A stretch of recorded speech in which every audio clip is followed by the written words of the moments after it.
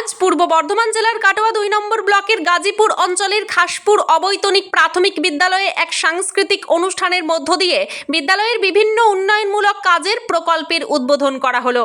যেসব প্রকল্পগুলি উদ্বোধন করা হলো তার মধ্যে ছিল বিদ্যালয়ের একটি শ্রেণীকক্ষ, যার নাম দেওয়া হয়েছে APJ Abdul Kalam digital classroom, একটি রান্নাঘর, এছাড়াও একটি সাংস্কৃতিক মঞ্চ যার নাম দেওয়া হয়েছে রবীন্দ্র নজরুল সাংস্কৃতিক মঞ্চ।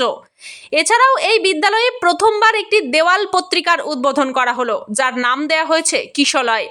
আরও একটি বিশেষ উদ্যোগ, যে সমস্ত ছাত্রছাত্রীরা তাদের মনের কথা তাদের বাড়ি, পরিবার বা বন্ধুবান্ধব, শিক্ষক শিক্ষিকার সঙ্গে প্রকাশ করতে পারে না, তাদের কথাগুলোকে ফুটিয়ে তোলার জন্য একটা বাক্সের উদ্বোধন করা হয়েছে, যাতে তারা তাদের মনের কথাগুলো সেই বাক্সের মধ্যে লিখিত আকারে ফেলে দেবে, যার নাম দেওয়া হয়েছে মনের ঠিকানা।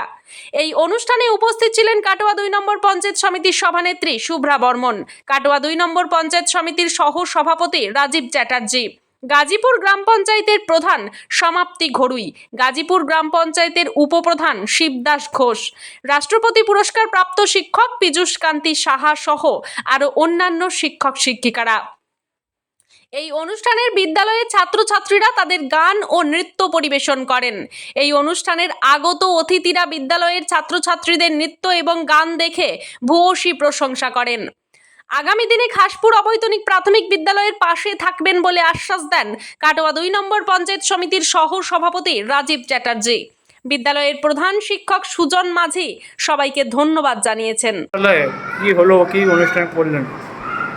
আজ খাসপুর অবৈতনিক প্রাথমিক বিদ্যালয়ে এতদিন ধরে যা চিন্তাধারা ছিল বা খাসপুর অবৈতনিক প্রাথমিক বিদ্যালয়ের এখনকার মূল লক্ষ্য হলো, সামনে আমাদের লক্ষ্য হলো একটাই লক্ষ্য, আমরা ডিজিটাল ক্লাসরুম করে দেব আধুনিক শিক্ষা ব্যবস্থার সঙ্গে তাল মিলিয়ে।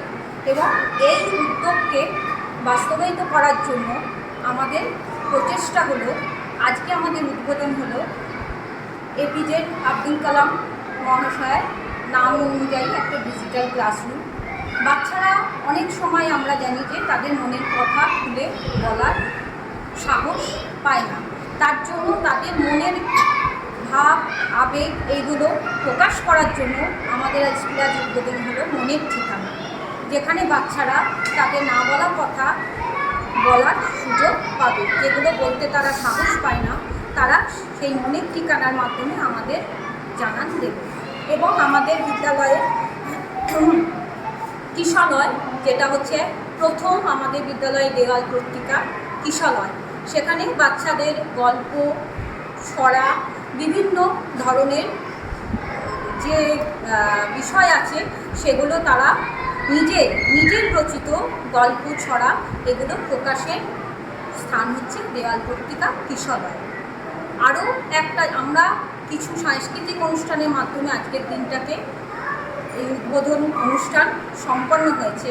বিভিন্ন ধরনের সাংস্কৃতিক অনুষ্ঠান ছিল, যেমন তার মধ্যে ছিল প্রদীপ প্রজ্বলনের মাধ্যমে আমরা অনুষ্ঠানের সূচনা করা হয়। তারপরে কিছুদিন আগে আমরা জানি যে রাখি বন্ধন আমাদের গেছে, রাখি বন্ধনের সময় আমরা পার করে এসেছি, সেই রবীন্দ্রনাথ ঠাকুরের সেই মৈত্রীর বন্ধন দিনটাকে আমরা উদযাপন করার জন্য আমরা কিন্তু আজকে সেই রাখি বন্ধনের মাধ্যমে আমাদের অতিথিদের মৈত্রীর বন্ধনে আবদ্ধ করেছি। আপনার নাম কি? আমার নাম মিনার্বা দেবনাথ, খাসপুর অবৈতনিক প্রাথমিক বিদ্যালয়ের সহশিক্ষিকা। কথা কি উদ্বোধন করতে অনুষ্ঠান করলে একটু বলুন। হ্যাঁ, আজ আমাদের বিদ্যালয়ের বেশ বিভিন্ন রকম আজকে উদ্বোধন হলো। তার মধ্যে বিশেষভাবে উল্লেখযোগ্য হচ্ছে আমাদের বিদ্যালয়ের নতুন ডিজিটাল ক্লাসরুম, যেটা আমাদের দেশের মহান মানব এবং মহান বিজ্ঞানী এপিজে আব্দুল কালামের নামে এটি উদ্বোধন হলো। তার সাথে পিএম পোষণের রান্নাঘর এবং এর সাথে আমাদের বিদ্যালয়ের দেওয়াল পত্রিকা, যেটার নাম দেওয়া হয়েছে কিশলয়, তার প্রথম সংখ্যা আজ প্রকাশিত হলো।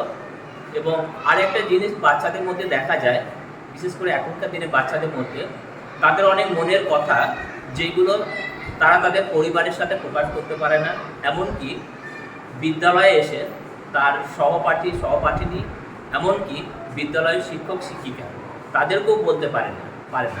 তার জন্য তাদের জন্য বিদ্যালয়ের একটি নতুন বাক্স উদ্বোধন করা হলো, যার নাম দেওয়া হয়েছে মনের ঠিকানা, যেখানে ছাত্রছাত্রীরা তাদের মনের কথা লিখিত আকারে এই বিদ্যালয়ে বক্সে ফেলবে এবং আমরা প্রতি সপ্তাহের একটা নির্দিষ্ট দিন আমরা সেই লেখাগুলো বার করে আমরা সেগুলো পড়ব। এছাড়া এই এতগুলো উদ্বোধনের সাথে সাথে আজকে আমাদের মধ্যে উপস্থিত ছিল বিভিন্ন মানুষজন, বিশেষ করে আমাদের খাসপুর গ্রামের দুজন পঞ্চায়েত সদস্য, সাথে গাজীপুর অঞ্চলের প্রধান মাননীয়া সমাপ্তি গড়ি মহাশয়া, সাথে গাজীপুর অঞ্চলের উপপ্রধান মহাশয় তিনি উপস্থিত ছিলেন এবং আজকে আমাদের অনুষ্ঠানকে গৌরবান্বিত করেছেন কাটোয়া 2 পঞ্চায়েত সমিতির সভাপতি মাননীয়া সুব্রা বর্মন মহাশয়া। তার সাথে উপস্থিত ছিলেন কাটোয়া 2 পঞ্চায়েত সমিতির সহসভাপতি মাননীয় রাজীব চ্যাটার্জি মহাশয়। তারা আজকের এই হ্যাঁ বলছি আপনার এই উপলক্ষে একটা সাংস্কৃতিক অনুষ্ঠানও করেছেন তারা। হ্যাঁ, আজকে এই উদ্বোধনের পাশাপাশি আমাদের বিদ্যালয়ের ছাত্রছাত্রীরা বিভিন্ন রকম সাংস্কৃতিক অনুষ্ঠানে অংশগ্রহণ করেছে।